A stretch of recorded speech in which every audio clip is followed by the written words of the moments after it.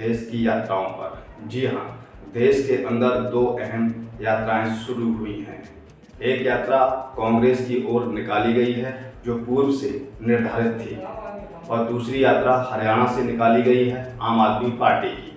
दोनों यात्राओं का उद्देश्य एक है कि भारत को नंबर 1 बनाना है।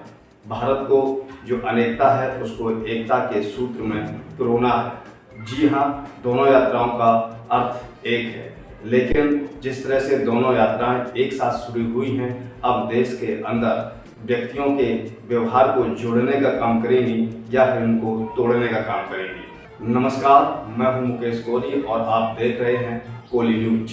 आज हम यहां पर बात करते हैं कांग्रेस की ओर से भारत जोड़ो यात्रा। भारत जोड़ो यात्रा जो पहले से ही निर्धारित थी, पहले से ही इस यात्रा की घोषणा की जा चुकी। जिस तरह से भारत जोड़ो यात्रा के अंदर जो शुरुआत हुई है, ये यात्रा 12 राज्यों के अंदर निकाली जाएगी।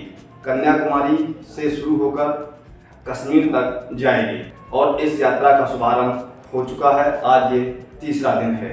जिस तरह से आप देख रहे हैं, जब ये यात्रा कन्याकुमारी में शुरू हुई, आप देख रहे हैं कि किस तरह से इस यात्रा में लोग इकट्ठे हुए हैं, नेतागण इकट्ठे हुए हैं, पार्टी के कार्यकर्ता इकट्ठे हुए हैं, वो आप यहाँ झलक देख रहे हैं। उसके बाद जब ये पदयात्रा शुरू हुई है, जिस तरह से आप देख रहे हैं कि जनता के आगे आगे पुलिस की सुरक्षा चल रही है, ऐसा लग रहा हो जैसा कि मानो कि इस भारत जोड़ो यात्रा में पुलिस उनके साथ तन और मन के साथ खड़ी हुई है। जिस तरह से उनके हाव और भाव समझ में आ रहे हैं, उनके चेहरे पे जो प्रसन्नता नजर आ रही है, इससे तो यही स्पष्ट है कि अब सरकारी विभाग जो है, पुलिस प्रशासन जो जनता की सुरक्षा के लिए साथ रहता है, वो भी कहीं ना कहीं वर्तमान की केंद्र की सत्ता से हताश है। और जिस तरह से इस भारत जोड़ो अभियान के अंदर कांग्रेस के कार्यकर्ता अपने पूर्व राष्ट्रीय अध्यक्ष और कांग्रेस की मुख्य नस, कांग्रेस की मुख्य रीढ़ की हड्डी, कांग्रेस का गांधी परिवार, जी हाँ, गांधी परिवार के राहुल गांधी के नेतृत्व में ये यात्रा निकाली गई है। जिस तरह से समस्त कांग्रेस के कार्यकर्ता और वहाँ तमिलनाडु के कार्यकर्ता और वहाँ की जनता जिस तरह जोश के साथ चल रही है, और यात्रा के अंदर आपने खास देखा है कि यहाँ पर सभी तिरंगा को इज्जत दे रहे हैं, तिरंगा के साथ यात्रा को निकाला जा रहा है। जिस तरह से आप देख रहे हैं कि मंच पर राहुल गांधी तिरंगे को लेकर वहां पर प्रवेश करते हैं, जिस तरह से उन्होंने तिरंगे को सैल्यूट किया, ये वाकई में भारत के लिए बड़ी बात है। जैसा कि आपने देखा, हाल ही में भारत के गृह मंत्री के सुपुत्र ने क्रिकेट का जो T20 मैच चल रहा है, जो क्रिकेट के सचिव भी हैं जय साहब, उन्होंने तिरंगे को लेने से मना कर दिया था, जिससे कि उनकी काफ़ी किरकिरी हुई। इन यात्राओं का शुभारंभ हुआ है महंगाई, रोजगार, आर्थिक स्थिति से जूझते हुए इन सभी मुद्दों से देश को संकट से उबारने के लिए भारत जोड़ो यात्रा लाई गई। जिस तरह से आज पूरा देश वर्तमान की केंद्र की सत्ता को हटाने के लिए देश का प्रत्येक नागरिक विपक्ष के साथ जुड़ता नजर आ रहा है, विपक्ष के साथ चलता नजर आ रहा है, क्योंकि जिस तरह से केंद्र की वर्तमान सत्ता झूठ पर झूठ बोलकर जनता को झूठे आश्वासन देकर सत्ता पर काबिज तो हो गई, सत्ता पर आकर बैठ तो गई। जिस तरह से उन्होंने कहा कि वो प्रतिवर्ष करोड़ों रोजगार देंगे, लेकिन किसी को रोजगार मिला क्या, आप बताइए। शिक्षा पर जिस तरह से वर्तमान की केंद्र सरकार काम कर रही है, उससे शिक्षा का स्तर गिर रहा है। आप देख रहे हैं कि वर्तमान की सत्ता केवल और केवल सत्ता में बने रहने के लिए जनता के बीच में हिंदू और मुस्लिम कराने का काम करने पर लगी हुई है। जिस तरह से गोदी मीडिया केंद्र की सरकार को मजबूत बताती है, उनकी गलत नीतियों को अलग अंदाज से दिखाने का जो प्रयास करती है, बताने का जो प्रयास करती है, जनता उसको ही सच मानने लगती है। जनता के जेब में अब 5G का नेटवर्क भी है। जी हाँ, ये 5G का नेटवर्क कोई 70 साल के बाद एकदम नहीं निकला। इसकी भी शुरुआत भारत के पूर्व प्रधानमंत्री व कांग्रेस के नेता राजीव गांधी जी ने शुरुआत की थी।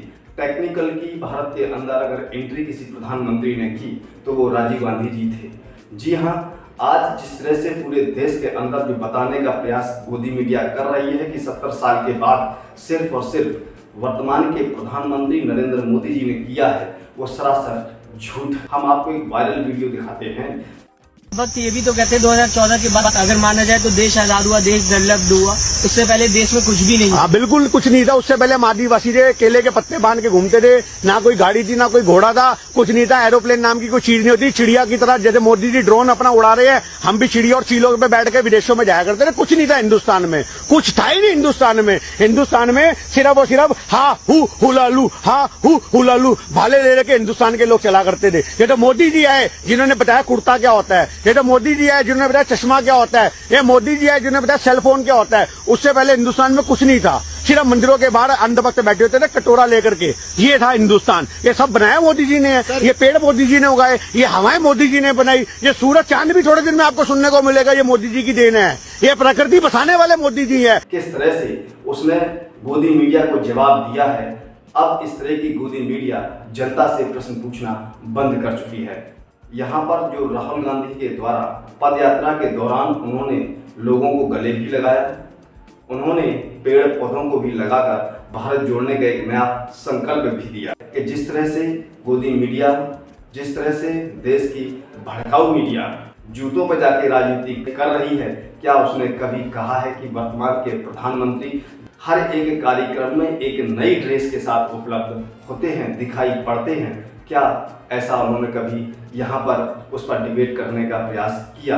भारत जोड़ो यात्रा जो शुरू हुई है, उस यात्रा के साथ हर वर्ग का व्यक्ति खड़ा हो रहा है। विपक्ष भले ही उसके साथ ना चले, लेकिन जनता उस अभियान के साथ जुड़ती नजर आ रही है। और कहीं ना कहीं गोदी मीडिया कुछ भी करे, इस भारत जोड़ो यात्रा को जिस तरह से भी दिखाए, लेकिन उसकी हकीकत को देखकर देश की भाजपा की जो सरकार है, उसके जो नेता हैं, उनके दिलों में दर्द होना शुरू हो गया होगा, उनकी कुर्सी से अलग ना कर दे।